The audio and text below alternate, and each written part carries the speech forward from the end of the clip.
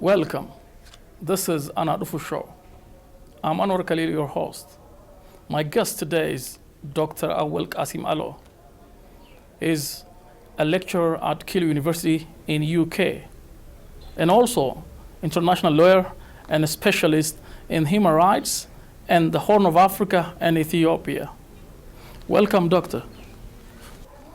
Let's begin from your birthplace. Where were you born? Born in Bali zone, a town called Gasara. I'm actually born in a village called Wate, which is just outside the town of Gasara. Between Dumbel and Gasara? It is, but it is very close to Gasara. Right. Yeah.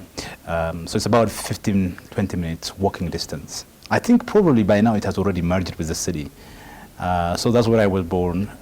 I studied in different places in Bali. I studied in Gasara, in Wote, in Dembel, Dodola, Goba.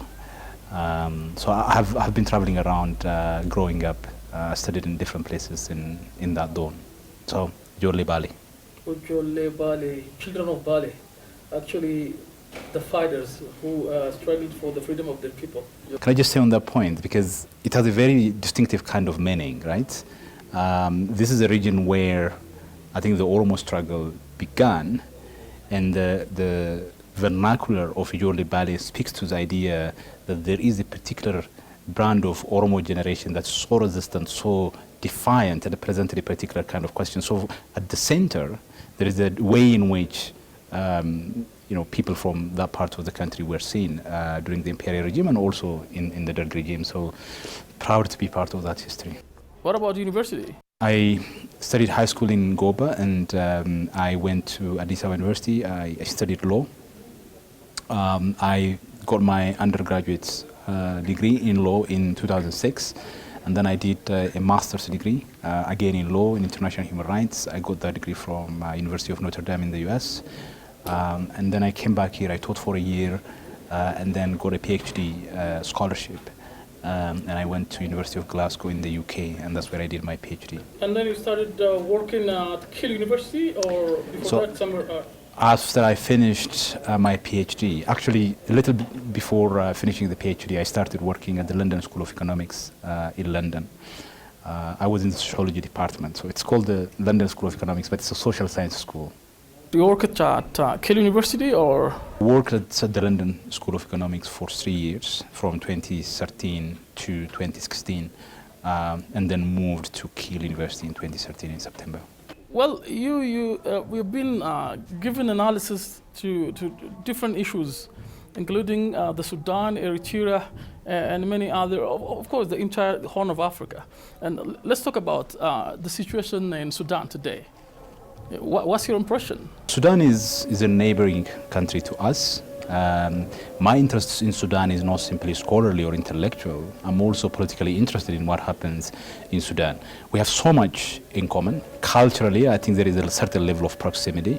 We share a very large border, especially given the situation in Amhara region, for example, today, and the general fragility broadly within the Ethiopian state. What happens in Sudan affects us, not just in terms of, for example, the flow of refugees from Sudan into Ethiopia, but also in terms of the flow of arms as well.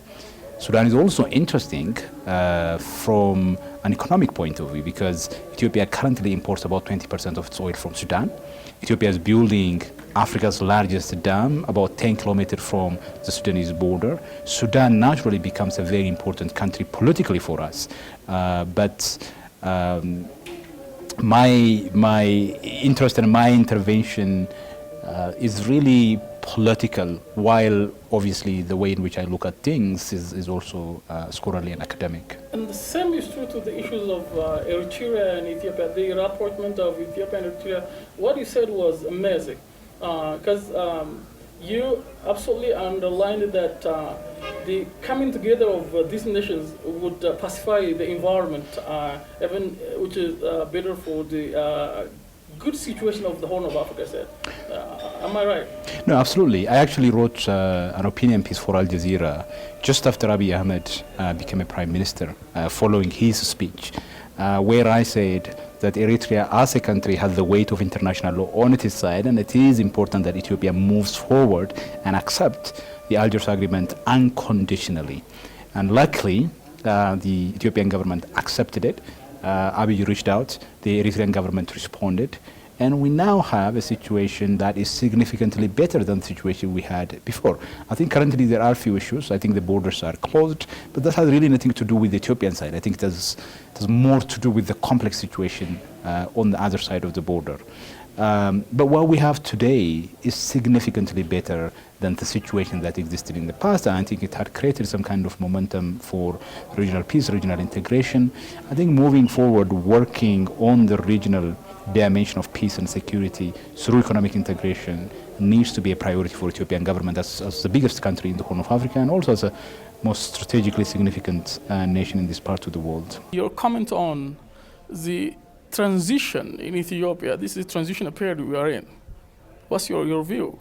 I have really never expected that Ethiopia would suddenly become this thriving, vibrant democracy, right? That's not how society changes. Social change is a very complex process. Society is stubborn, institutions are very stubborn, bureaucracies resist change. So that I know from reading social science, and the empirical evidence from transitional democracies clearly shows that. So I never expected that would suddenly become a democratic state, mainly because of the complexity in the country, the nature of questions that different segments of the society in this country have been asking. These are questions that you cannot address overnight. They take a very long time. Some of these questions require constitutional amendment or constitutional change. Changing the constitution requires consensus within the country, not just the interests of one particular group. So that complexity and the central role the complexities of these questions hold in terms of making the transition work gives me some pause, right? But clearly where we are today, the level of opening that we have is something that I value. I think a lot of us seem to forget what we have been through and what we went through. Being able to say what I want to say without watching my back. This is huge, and I don't think most people appreciate that. So I think while it is important to do everything we can to get this transition over the line, that we have to be very methodical and also progressive. I don't think you could change everything in one go, while at the same time keeping the Ethiopian state together. But I think the aspiration, the focus has to be about getting the country over the line to a democratic system. And that takes a very long time. And it requires, I think, the work of everybody, not just the state, but also non-state actors and society generally. In relation to this situation in Ethiopia, you're concerned, you and Prime Minister Abiy Ahmed, he says Madama or synergy, you say solidarity. Just what do you mean by that? I didn't say Madama is the same as solidarity, but I'm interested in these twin ideas of Madama and solidarity. Solidarity has been around. It's a slightly rich concept. It has a form, it has content as well, a normative content. Madama is a new concept. We have not really seen a detailed analysis and elucidation of the concept to call it a philosophy yet. In my view, it's not a philosophy yet. It's not an ideology yet. Ideology is a worldview. It is something that governs and regulates what you think about certain things without you knowing about it. And it takes time. Marxism did not become an ideology overnight. Liberalism did not become an ideology overnight. It's through a series of debates and contestations, arguments, through institutionalization, through praxis, that it became an ideology and it acquired the kind of political form that it has today. And Madama takes time. It requires time in order for it to become an ideology. Because remember, when an idea is taken up by a head of a government in a particular country, everything that he says, regardless of what it does for a society, will be contested by those who have the political interest. And that's absolutely fine. In a democracy, you have to have that. You have to have opposition. But this idea has to emerge not just by people clapping for it, but also by people opposing it. It's when it becomes a governing ideology through contestations, through debates, through acceptance, that it can become an ideology. Okay? So it's going to take a very long time for it to become something that resembles an ideology. I think it's important for the Prime Minister to clarify and refine what it means at the political level, economically, socially. It's important that through appropriate channels that is institutionalized, through policies embedded into institutions, all those things need to be done in order for it to kind of generate and produce the effect that we want it to produce. But he calls it synergy, but it is more than synergy.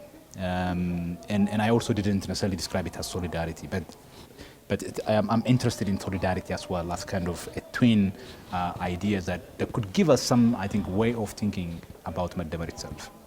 The celebration of Eritrea in Finfinne City after 150 years is something amazing. But I need your comment. What's your comment on that? We are able to demonstrate the remarkable, deep significance and the beauty of the Eritrea and that tradition, and all the meanings that are associated with it here in the capital is, I think, a remarkable progress, not just for the Oromo public, but also for the entire Ethiopian people. It's a beautiful culture. It has a deep meaning. It is very significant. It is something that we consider as one of the most important expressions of who we are.